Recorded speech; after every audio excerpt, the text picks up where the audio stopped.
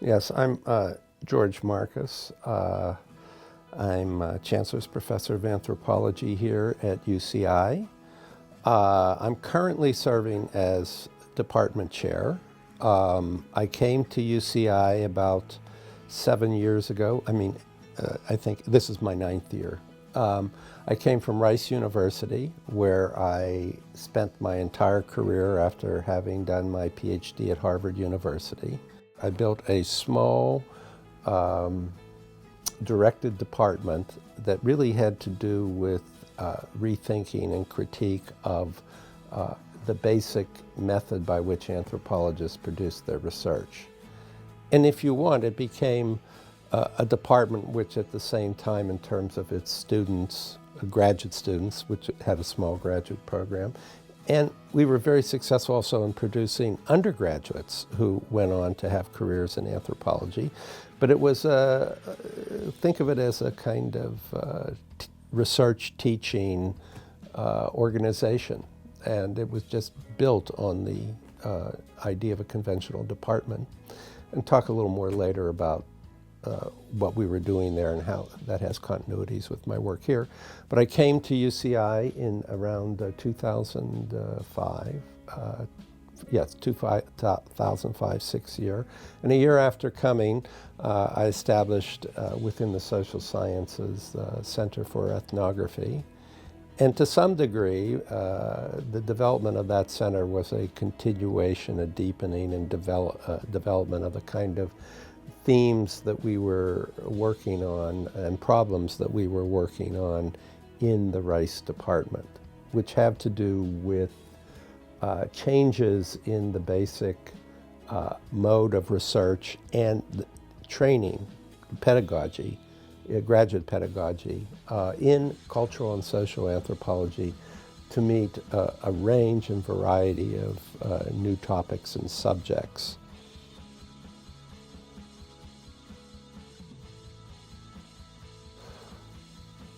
Well, in some ways, I've had a conventional career, meaning that I've had research projects that have been individually based, and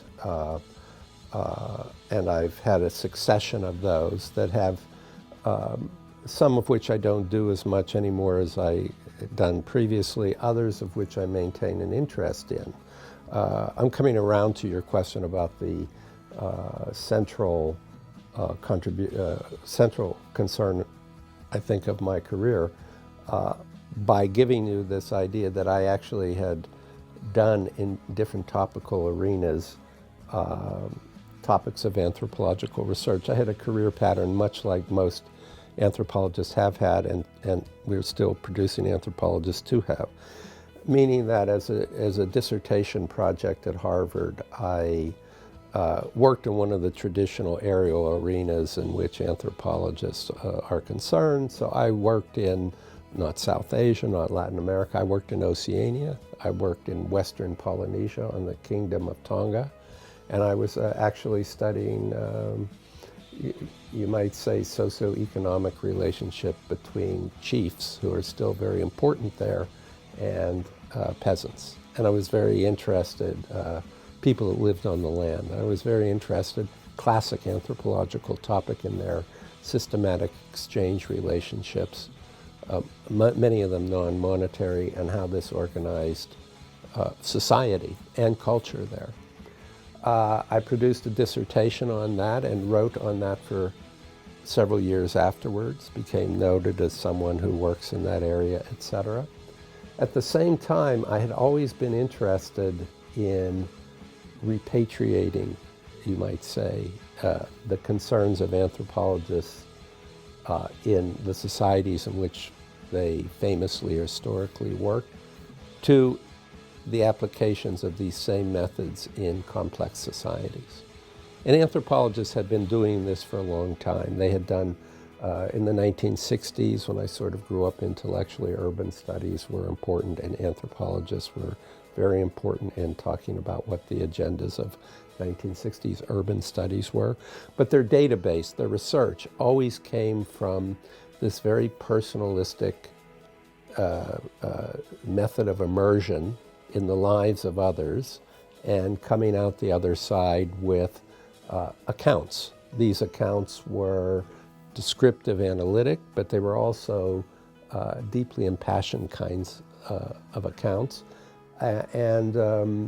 I wanted to look at, beyond community studies or studies of neighborhoods, how anthropologists might study complex systems in complex societies or modern societies or societies governed by the idea of reason rather than tradition. So this was a very early opening to what now has become the common mode of anthropological study.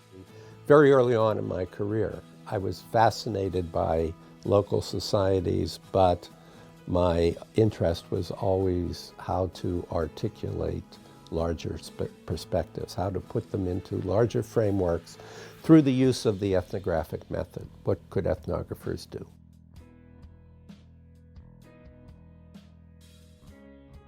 I worked on the parallel in our own societies, and at that time it was really highly organized but dynastic concentrations of wealth.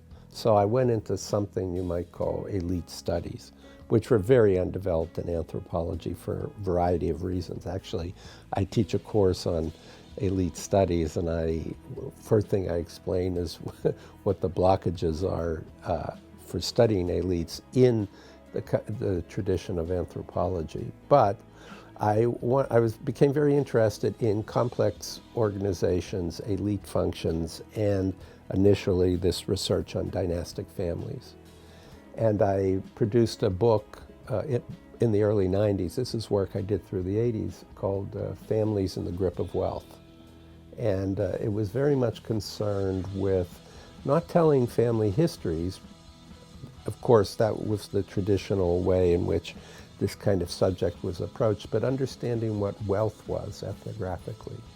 So wealth is an abstraction. It's something that is managed by various kinds of experts, but it is not a, if you want, simple human subject. And so I kind of rethought. It was an excellent workshop for me to rethink what could be done, how the ethnographic method, which is typically involved with understanding people and their lives and community, how it could be revised to understand something as abstract but as deeply social and cultural as wealth, particularly in the United States. So I began to study these complexes of, the owners of wealth were the families, and the producers of the wealth, the maintainers of the wealth were various kinds of lawyers, finance people, and corporations. So, and then it shifted over to culture also, because the wealth became represented in things like art collection, philanthropy, and so forth. So I had this complex that I was trying to study ethnographically, and this also was a step on the way to what became, I think, my most important project since the 1980s, and for which I'm known, and that is the rethinking of ethnographic methods through its forms.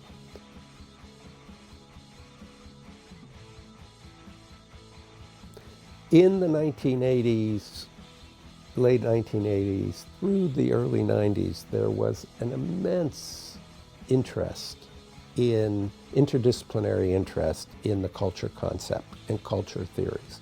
So, long story I won't go into, but it bound the certain elements of the humanities, certain professions like law, architecture, to what was going on in the humanities. That began in literary studies, but literary studies, dissatisfied with its past, was using these new theories from Europe, known as post-structuralist theories, to rethink its own, if you want, narratives, the way that it provided analyses of what it studied, what literary criticism was, what historical analysis was. So I've been known for both opening up a question of anthropological methodology by looking at the text itself, the nature of the ethnography. And on the other hand, I've been known for arguing for this critical function of ethnographic research. And the value of it was that some people would say, what you did gave us a license. I mean, students at that time who have now gone on to have, if not conventional, are now tenured professors and running, and defining what anthropological research is, gave them an opportunity to do something different that had been done before. That opportunity always existed in anthropology, but it existed on the fringes.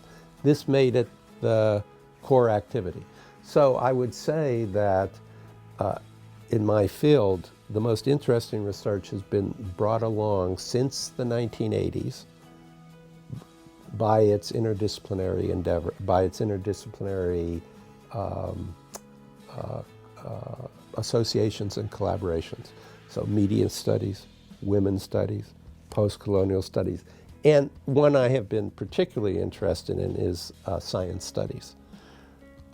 You might say the early aspect of that was the growth of medical anthropology, but it goes far beyond that. And I would, in terms of my recent associations and interests, I would say that from the 90s through the early 2000s, it was thinking, anthropological thinking within the realm of science studies, this interdisciplinary realm, that helped to bring the next stage in this reformulation of what anthropological method is.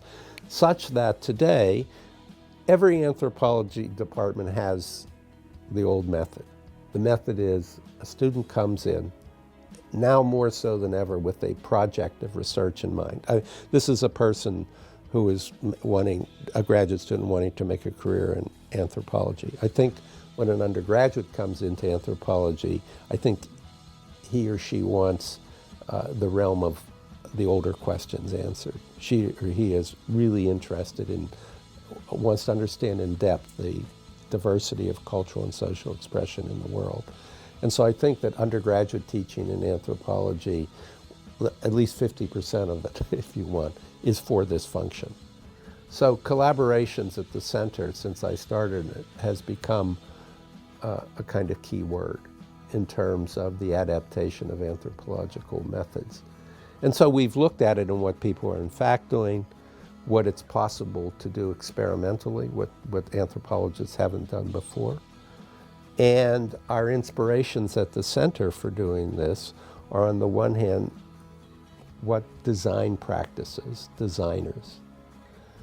Designers are almost anthropological by their nature in asking about the environments they're working in.